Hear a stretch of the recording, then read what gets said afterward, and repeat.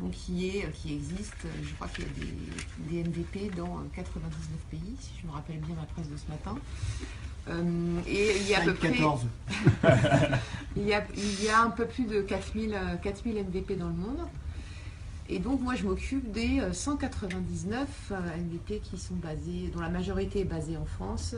J'en ai quelques-uns, 11 je crois en Belgique et 4 en Suisse. Et un à Malte. Et un à Malte. J'ai bien vu la presse slide 14 de ce matin. Alors, Moi, je pense qu'il faut faire un event à West à Malte. Ouais, J'ai rien dit. Hein. Après la réunion, on va aller à Malte, ce sera parfait.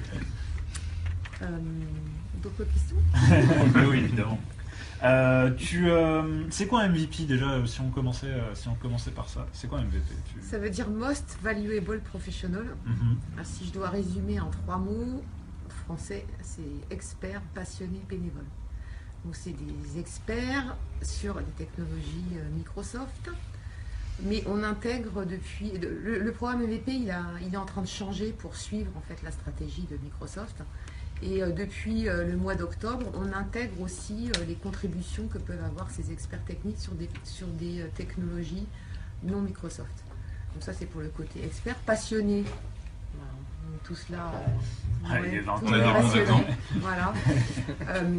Donc c'est pas du tout, ça n'a rien à voir. Il y a parfois des personnes qui confondent ça avec MCP, qui est un examen technique. Non, c'est pas devenir MVP, on passe pas un examen. C'est donc des gens un peu fous. Voilà, des gens qui sont vraiment passionnés par leur technologie. Des enthousiastes. Et qui vont partager en fait leur savoir avec d'autres, que ce soit de façon en ligne, à travers des réponses dans des forums, des blogs, des podcasts, des vidéos, ou aussi également en offline, on va dire, je ne connais pas le terme français. In the real life. Voilà. En face à face, on va dire lors d'événements ou au travers d'articles techniques. Ça peut être aussi des personnes qui vont écrire des bouquins. Et donc on va prendre en fait l'ensemble de leurs contributions techniques bénévoles sur un an et on va regarder s'ils méritent le titre de MVP. Donc c'est Microsoft qui donne ce titre? Oui, c'est un award. Donc en français, on va dire qu'on traduit par un titre, par recevoir un titre. Donc c'est pas comme un examen. C'est vraiment une récompense, un titre que Microsoft décerne. Comment c'est défini? Il y a des critères de notation, c'est secret Comment tu choisis si quelqu'un qui a soit postulé, soit quelqu'un qui a été proposé peut devenir MVP? Je vais regarder en fait l'ensemble de ces contributions communautaires. Donc comme je viens de l'expliquer, ça peut être des contributions communautaires en ligne ou offline.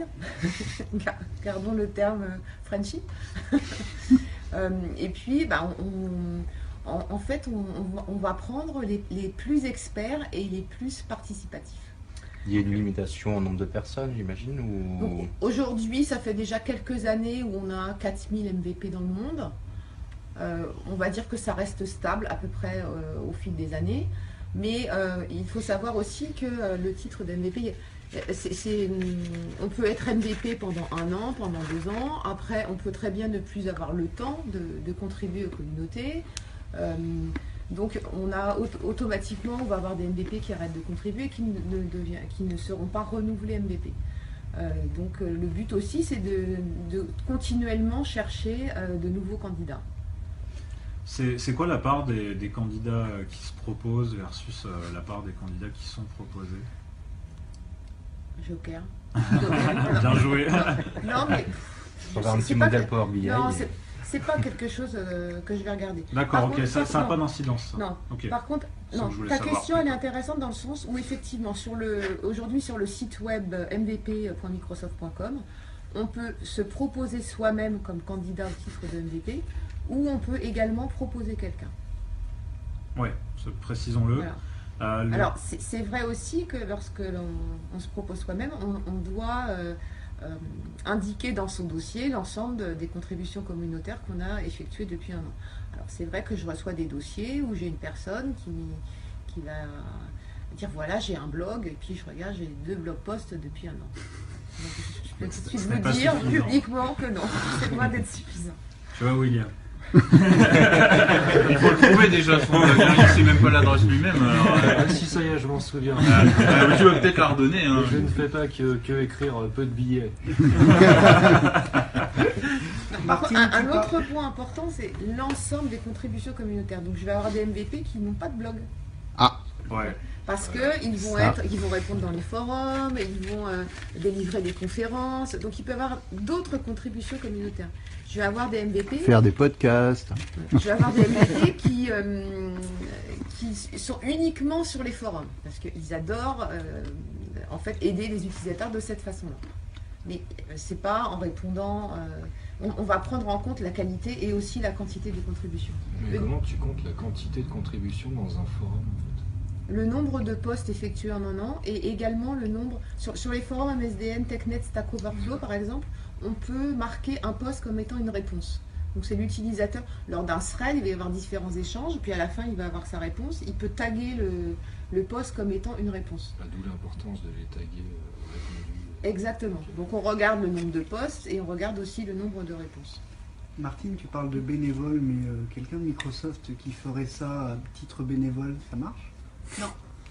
Alors, on va dire que voici les quelques conditions nécessaires pour devenir MVP. Il faut avoir plus de 18 ans. C'est la première condition. Et la deuxième condition... Ah, donc toi, t'es trop jeune Ça marche pas. William, c'est mort. Donc c'est bon, tu peux Dans lâcher quelques ton années... Non, et la deuxième condition, c'est de ne pas être employé Microsoft. Donc il arrive aussi que des MVP, au cours de leur carrière, soient embauchés, que ce soit par Microsoft France, Corp ou ailleurs. À partir de ce moment-là, ils vont perdre automatiquement leur titre de MVP. On a même vu l'inverse. Hein. Il y en a un à la table.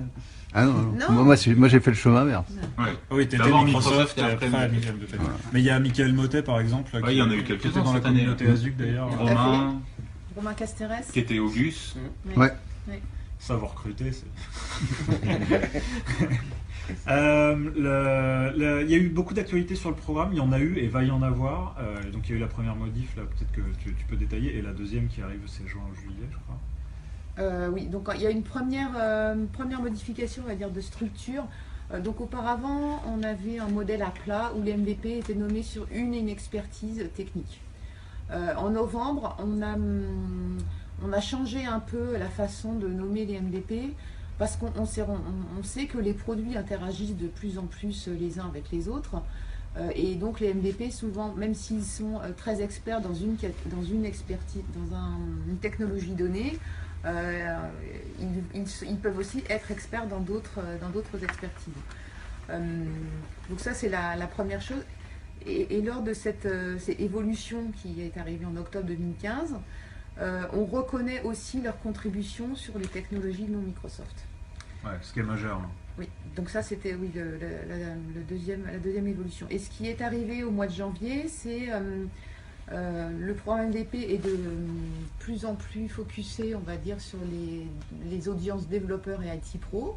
Donc jusqu'au jour d'aujourd'hui, on avait des MVP sur, je crois, c'était autour de 80 expertises différentes, y compris des expertises comme Xbox par exemple.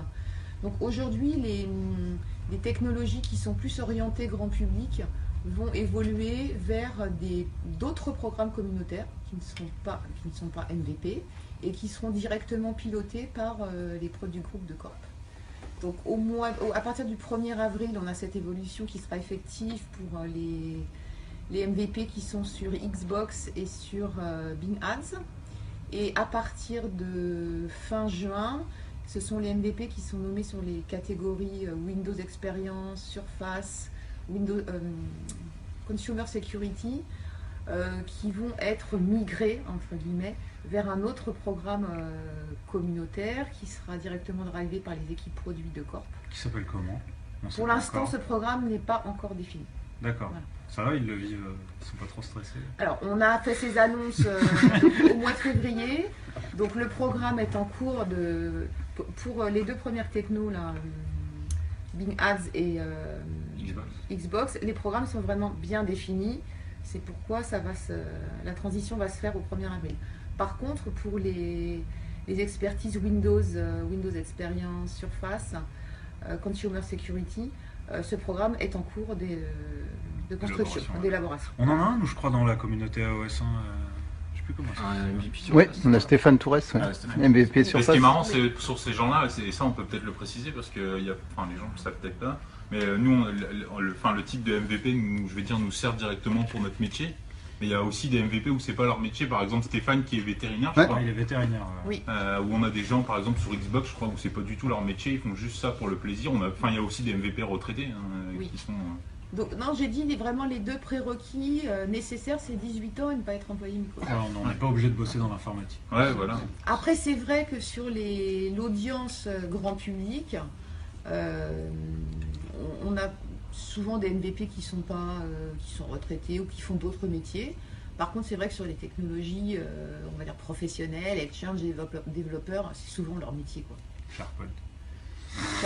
On en revient toujours au même. Non, hein. on dit serveur and services. Ah ouais. Voilà. Non, Office Dev. Hein. T'as remarqué dans les podcasts qu'on a du mal avec les noms de. Non, mais il écoute Des pas les catégories. podcasts. Non, mais ça y est, on commence à Non, là, à force de se le répéter, au Ouais. 7ème podcast, on est à fond. hein. Ouais, parce Office que Server and ça a Services. commencé à MVP, Office, truc et machin.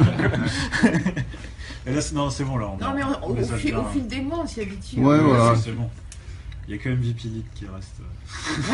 Mais Martine, ça veut dire que en fait, toutes ces personnes qui étaient MVP qui vont passer dans un autre programme, on n'aura plus la chance de les revoir lors de l'événement annuel qui rassemble tous les MVP dont tu pourrais peut-être un peu parler aussi. Le- Ah oui, logo c'est vrai, MVP ouais. Summit. Ouais, Oui. le MVP Ah oui. Summit. Non, mais par exemple, pour les MVP Xbox, en fait, ils avaient déjà un Xbox Summit. Donc, t'as pas dû en Qui était rencontrer différent, Ça beaucoup. doit être trop Voilà. bien, ça. Souvent, c'était lié. Ils font la- que jouer tout le temps. On peut y aller. Ils jouent pendant une semaine. Ils Ah ouais. vont à Redmond pour jouer à l'Xbox pendant une semaine. Non, mais non, ils vont simplement, ils n'auront plus le titre de MVP, mais pour nous, c'est très important de ne pas les laisser tomber, et donc c'est important de leur proposer d'être dans d'autres programmes communautaires. Voilà. Mais ça sera plus MVP ni MVP.